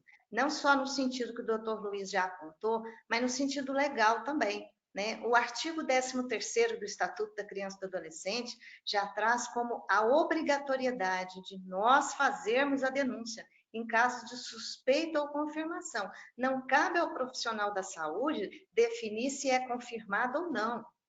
Quem vai investigar é a polícia. Cabe ao profissional da saúde acolher, ouvir, tratar essa criança e encaminhar aos órgãos competentes. Quem vai definir se houve, se não houve, vai investigar é a polícia, não é o profissional de saúde, né, gente? Eu fico muito triste com um exemplo desse, né? Porque isso aí nos traz a ideia de que esse atendimento ele está numa linha de revitimização. Então, a criança, a gente não pode nunca duvidar da palavra de uma criança. Como é que vai acolher? Como é que vai conquistar a confiança da criança se a gente já não acredita no que a criança está falando? Isso é de uma crueldade infinita, né? A criança já passou por outra violência e ela está sendo vítima de violência institucional. Tem uma lei que proíbe isso, mas não adianta, tá vendo? A lei existe, mas nós precisamos mudar a mentalidade, nós precisamos capacitar os profissionais da área da saúde, desde a unidade, atenção primária, até a alta complexidade, né? Quantas jovens engravidam porque não são encaminhadas em tempo hábil? E às vezes passa por unidade básica de saúde e não tem esse entendimento, né? Isso é muito triste, a gente precisa divulgar, né? Eu acho que o maior problema, um dos grandes problemas no Brasil é a desinformação, é as pessoas não se perceberem como sujeito de direitos, não conhecerem seus direitos, né? O próprio profissional da saúde está desinformado, não está capacitado. Então, assim, a gente está trabalhando na contramão do que a lei traz, né? A gente precisa avançar nesse ponto, com certeza. Bom, é isso que eu tinha para dizer, né? E realmente o que o doutor Luiz traz, realmente, a própria legislação já define, né, gente? A violência sexual, ela independe se houve o ato sexual, se não houve. O fato de um adulto assediar, desejar uma criança, já é crime, né? E as pessoas ainda estão vinculadas a uma ideia realmente da Idade Média. Nós precisamos avançar. Nós, profissionais da saúde, temos que nos capacitar e estar atualizados, né? Trabalhar numa linha protetiva de fato com essa criança, que já é tão sofrida. Tá bom? A Ana Clara falou que recentemente um caso muito grande de pedofilia foi descoberto, incluindo muitos países do mundo, e vídeos de abusos separados por idade presentes na Deep Web. Ela diz que são mais de 20 mil vídeos de pedofilia e ela queria saber se ainda assim os casos dentro de casa são mais prevalentes e se é frequente ou se existe casos de pessoas da própria família que alimentam essas redes, né, esses vídeos que circulam nas redes sociais. Bom, eu vou responder aqui primeiro. Eu acho que são duas coisas diferentes, né? As redes de pedofilia internacionais são uma forma de crime organizado, de máfia, né? Que é muito semelhante ao tráfico de mulheres, né? Se aproxima muito aí do tráfico de drogas, de armas, e existe uma rede mundial, essa rede inclusive é comandada aí pela máfia russa, pela máfia do leste europeu, que produz esses vídeos em regiões do mundo onde você tem mais, as crianças são mais vulneráveis. Então, por exemplo, vídeos na própria Rússia são comuns, vídeos na Índia de crianças que às vezes vendem seus pais, vendem seus filhos, né, pela pobreza, para a indústria da pedofilia, e esses vídeos são produzidos por essa rede clandestina, né, criminosa, que está ramificada no mundo inteiro. É alguma coisa quase que a nível industrial, né, que existe. Embora tenha sido combatida aí pela Interpol, né, pelos governos de várias partes do mundo, essa rede mundial ela é muito forte. Agora, o vínculo que eu posso encontrar entre o assunto que nós estamos tratando, que é a criança vítima de violência sexual, e a rede de pedofilia, é o usuário, né? Muitas vezes o usuário da rede de internet, né, que consome o vídeo pedófilo, muitas vezes ele também é um abusador, né, ele também vai abusar, né? Isso tem a ver com os transtornos que aquela pessoa sofre, né, e que faz com que esse perfil seja muito próximo. Mas eu não acredito num vínculo assim do abuso se tornar material para a quadrilha internacional, né? Eu acredito que a pedofilia da Deep Web ela tem mais a ver com o crime organizado, né, com quadrilhas internacionais, do que com esse problema social que nós estamos lidando aqui.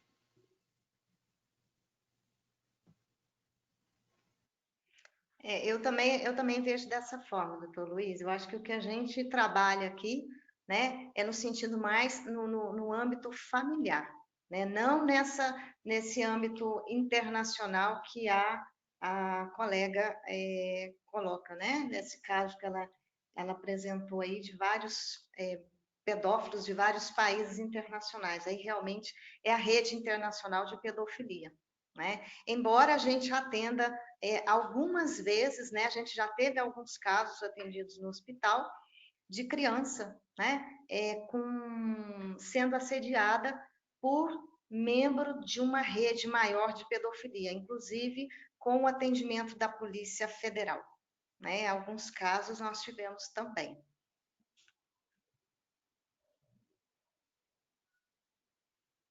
A próxima pergunta que a gente teve foi sobre a concepção de sexo e sexualidade que vocês tocaram no início, e essa mesma pessoa gostaria de saber quais são as atividades sexuais inadequadas que vocês comentaram que as crianças que sofrem abuso apresentam na escola.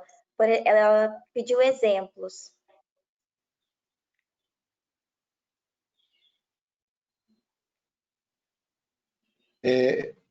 Essa pergunta eu gostaria que a Isabel respondesse.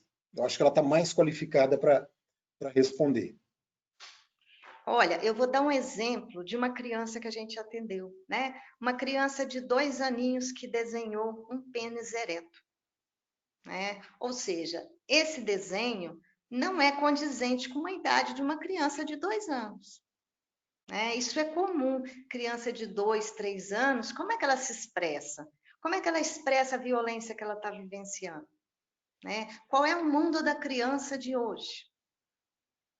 Não é desenhar um pênis ereto. Com certeza não é. Alguma coisa está errada.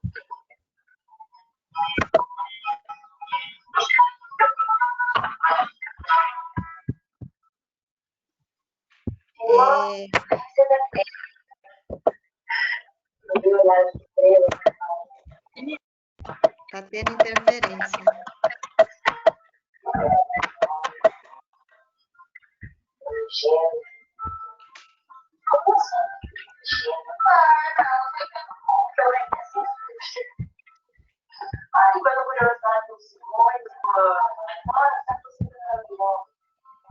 Só um minutinho, Maria Isabel. Está tendo interferência, né? Acho que normalizou agora. Se você quiser prosseguir, tá, Maria Isabel? Pois é, eu dei o exemplo, não sei se vocês me ouviram, de uma criança de 2 aninhos, de 2 para 3 aninhos, né, que desenhou um pênis ereto, né? Isso é um comportamento de uma criança, não é condizente com a idade, né, gente? Então, pela forma que se expressa a criança, a gente percebe, principalmente o psicólogo, tá, gente? Esse atendimento é da psicologia, né? A psicóloga, os psicólogos fazem esse atendimento direto com a criança, tá? O assistente social, ele se foca muito mais na parte legal e na parte social, né? Ou seja, cabe a nós decifrar essa realidade e acionar os órgãos competentes protetivos, né? Mas a gente percebe um exemplo, por exemplo, esse que eu dei para vocês da criança, né? Na escola também a gente ouve relatos, né? Às vezes dos meninos, as meninas terem uma sexualidade muito mais além do que a idade, menino de 3, 4, 5 aninhos, né? As brincadeiras são erotizadas. Então, alguma coisa está acontecendo com essas crianças. Quando uma criança, por exemplo, atendi um caso de uma criança de 3 aninhos, né, que chegou como suspeita de abuso, e quem foi o suposto agressor? O primo de 6 aninhos. Eu falei, bom, tá, alguma coisa está muito complicada aqui, né? Provavelmente nos leva a crer o quê? Que essa criança de 6 anos também vivenciou alguma situação de violência. Com certeza.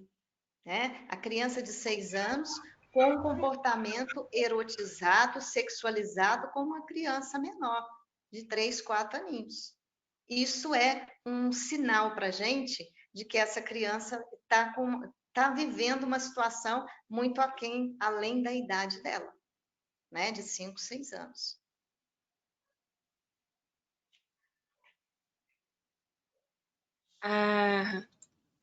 Para a próxima pergunta, a Júlia perguntou se vocês acreditam, com base no que vivem nos hospitais, que nesse campo específico de violência sexual infantil, Uberlândia está em um estado de subnotificação significativa.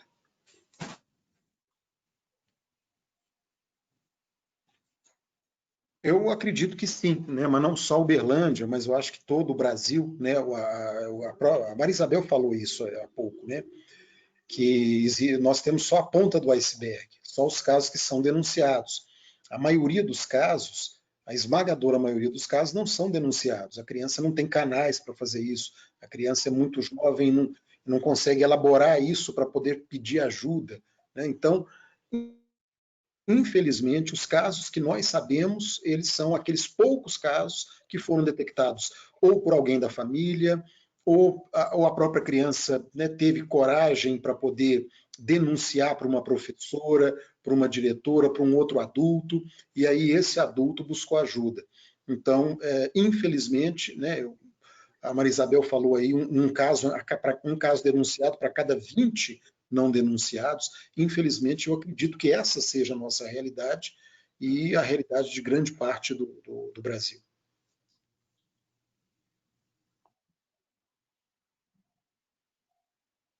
Eu concordo plenamente, doutor Luiz. Para cada um caso notificado, 20 não são, né? Lembrando, gente, que um crime é uma situação ocorrida no seio familiar e muitas vezes é tratado como uma questão de família. E como é que é tratado? Bom, joga-se debaixo do tapete, né? Como se diz popularmente. E aí é que a gente vive o quê? A reprodução. Por que mais de 70% das mães de crianças vítimas de violência também foram vitimadas? Porque não tiveram possibilidades de atendimento, de serem trabalhadas, de reconstrução, né? Por isso há uma reprodução. É um problema também geracional, intergeracional, né? A gente percebe isso claramente nos atendimentos que a gente faz. E muitas vezes quem denuncia não é o familiar, né? Não é o familiar.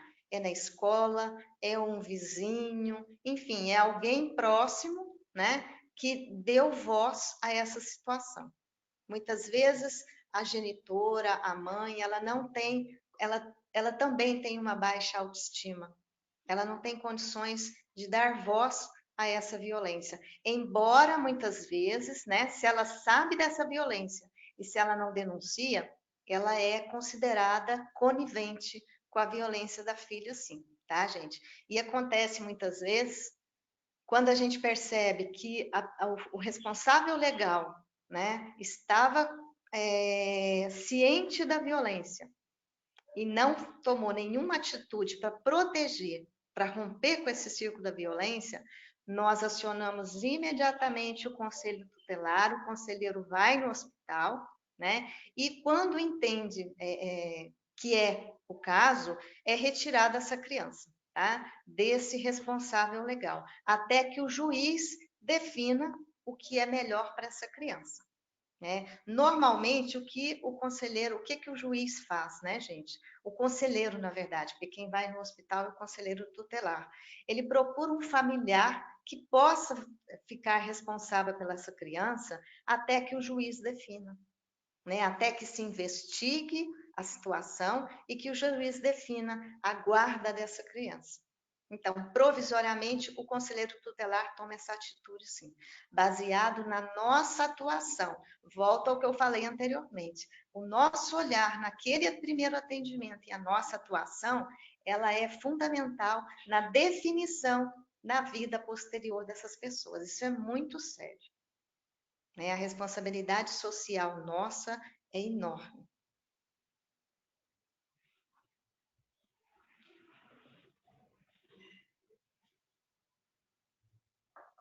É isso, Pamela. Muito obrigada, professora. A próxima pergunta é da Thaís Rodrigues e ela está perguntando como diferenciar lesões de maus tratos, de abusos, das lesões acidentais.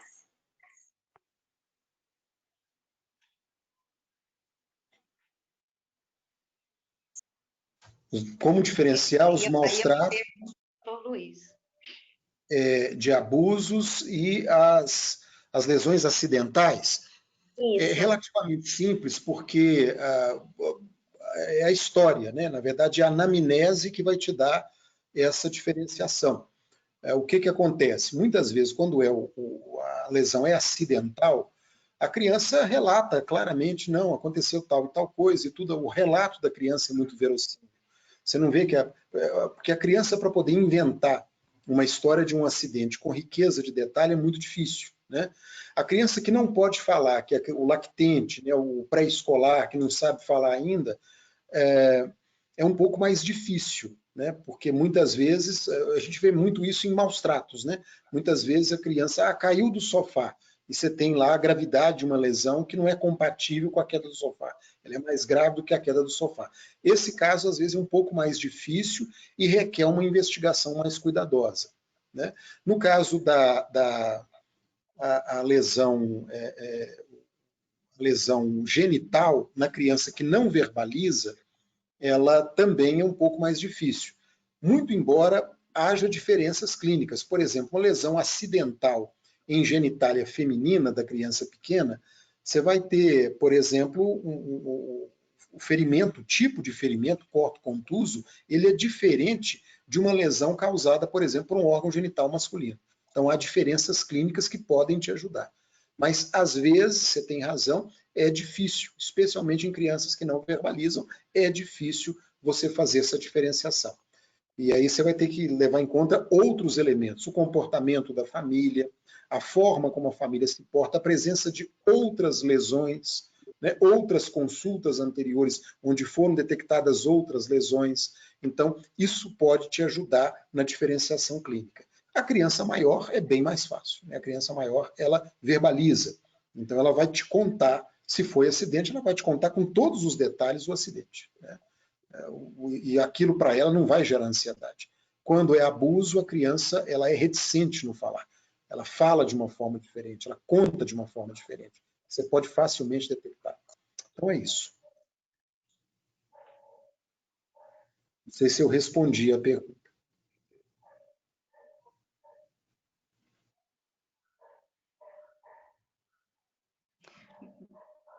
Bom, essa pergunta ela é muito mais clínica, né? Eu queria ressaltar, assim, a importância da parceria nossa com a equipe da pediatria, né? O olhar do pediatra, ele é fundamental. É o pediatra que aciona o grupo, né? O protocolo, e a gente faz, no final do atendimento, uma discussão de caso, ou seja, qual é a percepção do médico, né? Qual é a percepção do psicólogo, qual é a percepção do assistente social. Porque o assistente social, ele faz um relatório social, encaminha para o delegado, encaminha para o conselheiro tutelar, tomar as medidas legais.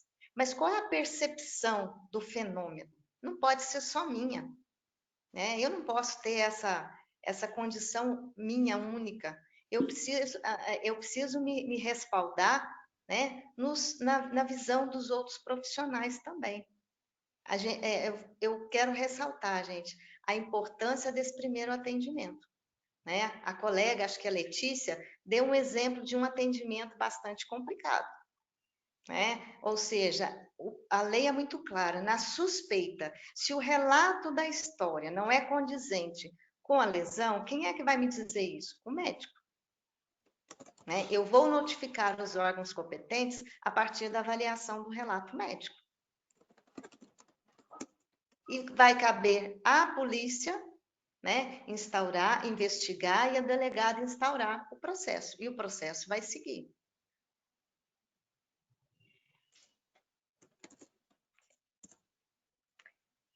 Outra pergunta foi feita pela Gisele e ela gostaria de saber qual é o procedimento a ser adotado quando há para prevenir a gravidez em caso de penetração nessas crianças. Bom, então isso vai depender, e aí você vai ver isso na anamnese e no exame físico, se a criança do sexo feminino, se ela está ou não em idade fértil, né? Então, se ela tiver em idade, quer dizer, se ela já tiver tido a menarca, que é a primeira menstruação, e tiver características sexuais secundárias, aí, e se ela tiver sofrido a violência, então você vai tomar duas medidas nesse caso, da menina, né, em idade fértil. Colher o beta-HCG, né, o exame para detecção da gravidez, e fazer a contracepção hormonal de emergência, que é aquela pílula do dia seguinte. A gente tem que fazer isso, faz parte do nosso pacote de medidas quando a gente atende nessa situação. As crianças que estão fora da idade fértil, muito jovens, né, essa conduta é desnecessária.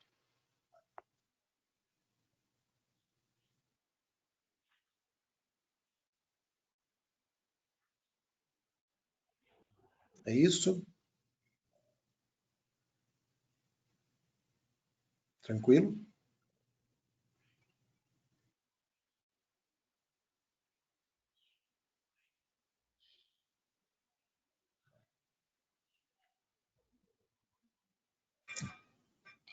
Professores, nós temos só mais uma pergunta para ser feita, que, no caso, perguntaram quais são os principais sinais demonstrados pela vítima de violência sexual dentro da própria casa, que já foi respondida, né?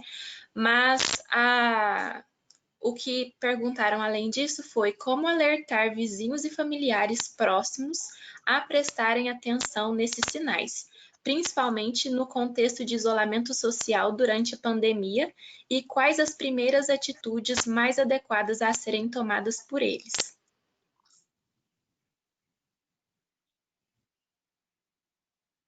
Bom, eu acho que a Isabel ela tem mais coisas para falar, porque isso é mais da área dela, mas eu vou rapidamente aqui. Realmente uma situação muito difícil, né? Como é que você vai alertar? Por uma coisa que a Maria Isabel já falou. Muitas vezes você tem a família da criança que está sofrendo um abuso, ela é silente e conivente com o abuso. Isso é muito frequente. A gente encontra isso com uma frequência muito grande, que é uma atitude de negação. É muito comum, por exemplo, mães de crianças que estão sofrendo abuso se recusarem a acreditar que o agressor fulano de tal, que parece ser uma pessoa tão boa, né, tão amorosa e tudo, como que ela pode estar fazendo isso com a criança. E muitas vezes as mães ou os cuidadores, eles têm até evidências do que está acontecendo, mas negam, né? Há uma atitude psicológica de negação. Isso acontece muitas vezes devido a uma relação de dependência muito grande das pessoas em relação ao agressor, né? Às vezes, a pessoa, a cuidadora da criança, tem uma relação de dependência financeira, afetiva tão grande com o agressor, que ela nega para si mesma aquilo que está acontecendo. Então, às vezes, é difícil você denunciar para a família. Às vezes, o melhor caminho, caso vocês constatem a presença da agressão em um vizinho ou alguém da sua família, é você denunciar para as autoridades, né? É você ir, por exemplo, à delegacia da mulher, se for o caso de uma criança do sexo feminino, e fazer a denúncia. Isso é muito importante, porque a partir dali as medidas vão ser tomadas. Porque muitas vezes você denunciar para a própria família é um caminho que muitas vezes não tem uma saída, né?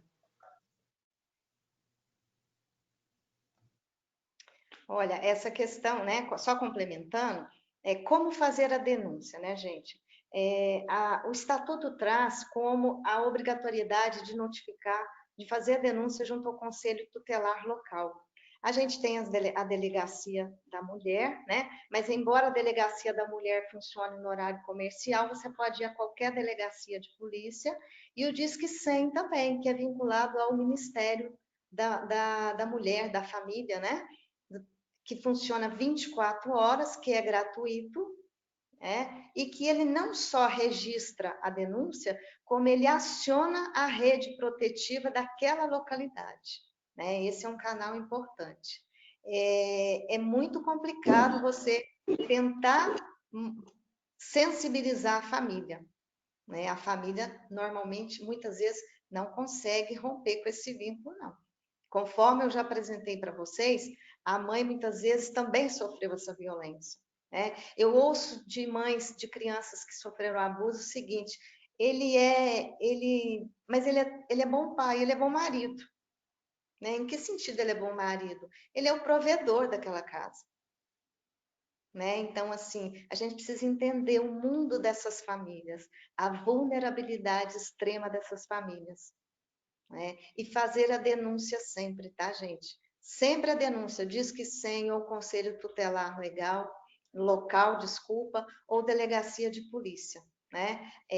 A dependência interna da família, os vínculos afetivos, né? Eles são muito fortes, muito fortes. É muito difícil, muitas vezes, para a mãe, né? Acontece muitas vezes da gente perceber, por exemplo, da mãe colocar para a gente que a criança foi a causadora, que a criança seduziu o esposo, o padrasto, né? E aí a gente percebe a dependência, né? A dependência dela, seja econômica, seja emocional, né?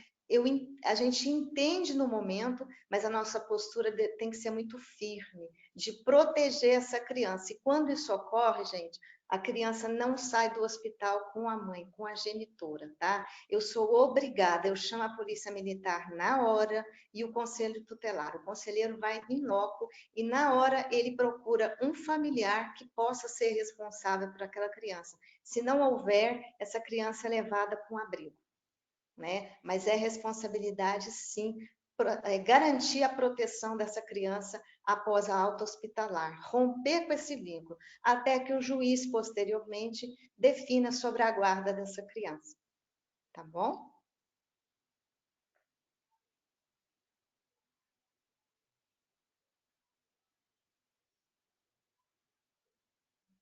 Então, a gente já finalizou com as perguntas que foram feitas e gostaríamos de saber se vocês, palestrantes, possuem mais alguma coisa para acrescentar sobre esse assunto.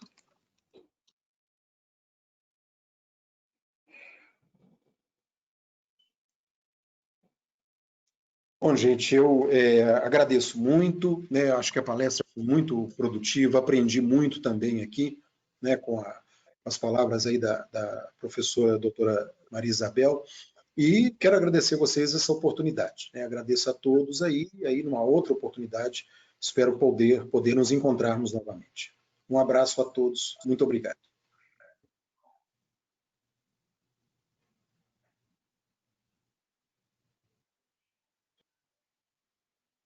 Então, a gente agradece muito a presença, né, de vocês palestrantes. Foi um momento muito importante para todos nós e a gente queria agradecer também a presença de todos aqueles que estiveram aqui hoje, né, participando do evento. E não se esqueçam de preencher o formulário, né, e seguir o nosso Instagram, @IFMSA Brasil UFO, para que vocês fiquem sabendo sobre mais eventos como esse.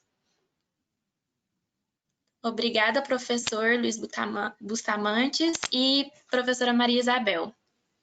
Ô, Kathleen, eu também gostaria de ratificar as palavras do Dr. Luiz, né? Eu quero agradecer, eu quero parabenizar a 94ª turma do curso de Medicina da UFO pela iniciativa no segundo período, né? Vocês são pioneiros. Fico muito feliz que esse assunto tão importante, tão complexo, tenha chamado a atenção de vocês. Quero parabenizá-los mesmo. Com certeza vocês serão médicos diferenciados, né? Com certeza. Parabéns e muito obrigada pela oportunidade de aprendizado. Obrigada, doutor Luiz, né? Sempre aprendendo muito com o senhor, com a sua sabedoria, tá bom? Obrigada, obrigada a todos os que estão presentes, né? Nós somos todos responsáveis por contribuir com essa importante causa, tá bom, gente? Obrigada e boa tarde a todos.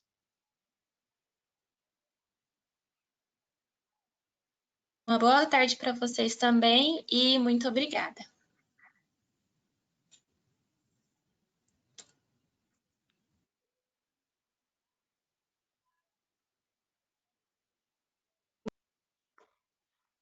Muito obrigada pela participação de todos.